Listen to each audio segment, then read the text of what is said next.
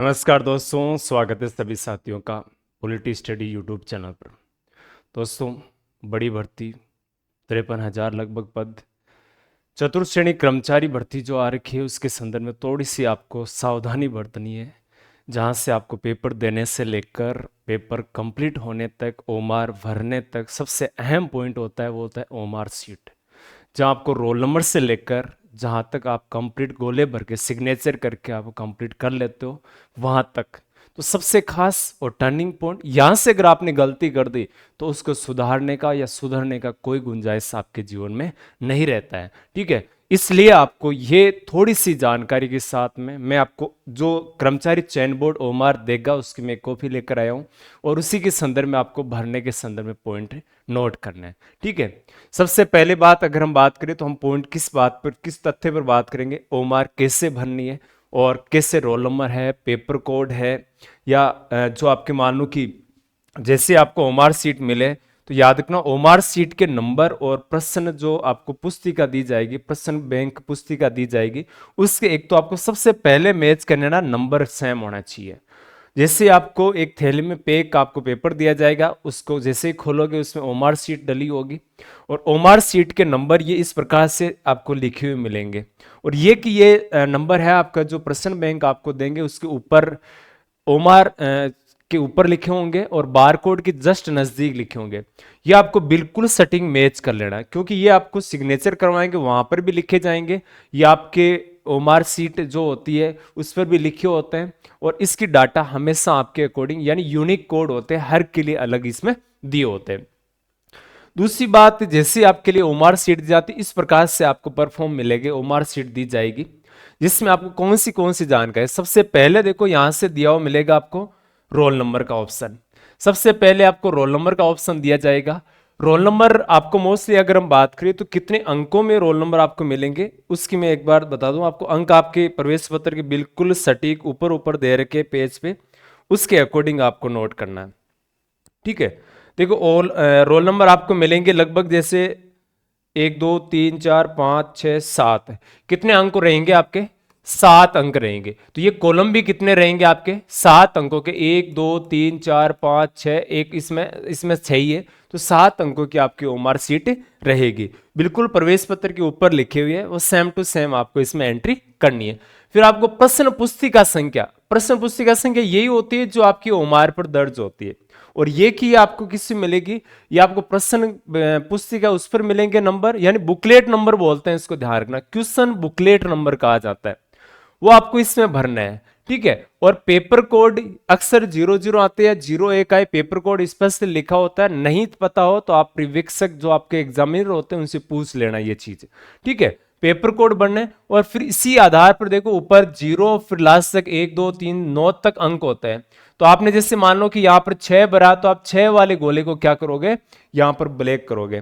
ठीक है, हम निर्देशन भी बात करेंगे कौन से निर्देश आपको फॉलो करना है, उसके अकॉर्डिंग आपको चलना है। ठीक है, यह आपके काम की नहीं है। क्यों नहीं है? क्योंकि अगर कोई नकल करता हुआ पकड़ा जाता है तब ये गोला भरना होता है, अन्यथा आपको इसकी आवश्यकता नहीं पड़ेगी। ठीक है, फिर आपको देखो 1 से लेकर 120 तक संख्या तक क्वेश्चन मिलेंगे, यानी 1 2 3 4 तक इस प्रकार से मिलेंगे।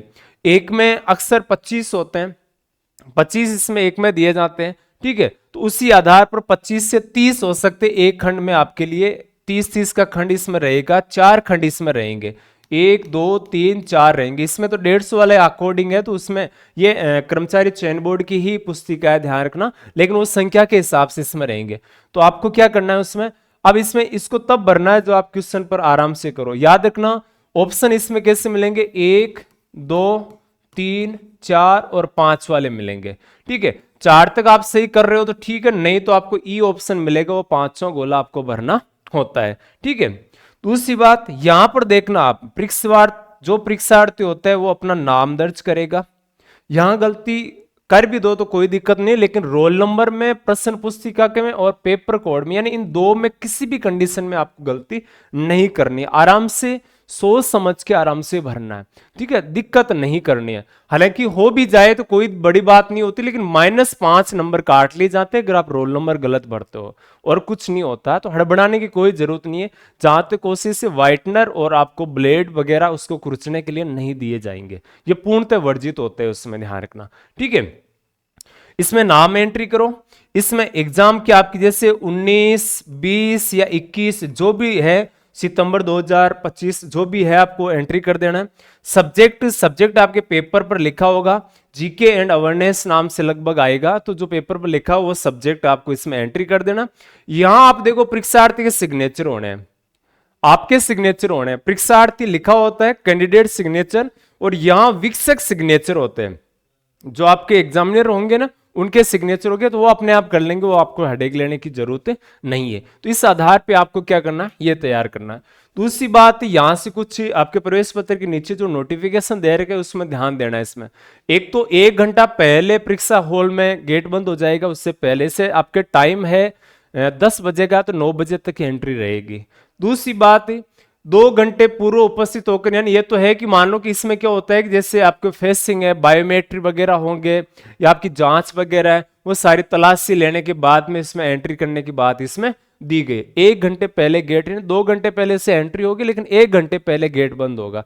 10 बजे का टाइम है तो 9 बजे तक एंट्री होगी, उसके बाद नहीं होगी, ठीक है। मोस्टली आपको क्या साथ में ले जाना, एक तो आपको जो प्रवेश पत्र है उसकी फोटोकॉपी ले जानी एक तो, ठीक है, कलर की जरूरत नहीं है, ब्लैक एंड व्हाइट ले जाना, ठीक है। एक आपको फोटो ले जानी A4 साइज वाली, छोटी जो फोटो होती है 2.5 सेंटीमीटर लंबाई चौड़ाई लगभग होती है इसमें, और रंगीन फोटो होनी चाहिए, ध्यान, ये ब्लैक एंड व्हाइट नहीं चलेगी, ठीक है। इसके अलावा आपको नोट करना, एक बॉल पेन जो पारदर्शी हो, इसके आर पार दिखाई देता हो, यानी नीला बॉल पेन लेना है आपको, ठीक है। ये आपको साथ में ले जाना, और एक आपको आईडी ले जानी, वो है आधार कार्ड ले जाना, या फिर कोई भी वैध आईडी ले जा सकते हो। फोटोकॉपी इसमें नहीं मंगाई इसमें, ठीक है, तो यही ध्यान रखना है इसमें, ठीक है। तलाशी के दौरान ड्रेस कोड आने में विद्यार्थी को, यानी इसमें ड्रेस कोड की भी बात इसमें दी गई। पहचान प्रमाण पत्र की छाया प्रति मान्य नहीं है, यानी फोटोकॉपी इसमें मान्य नहीं होगी, ठीक है। मूल फोटोयुक्त पहचान पत्र आपको सुनिश्चित ले जाना है।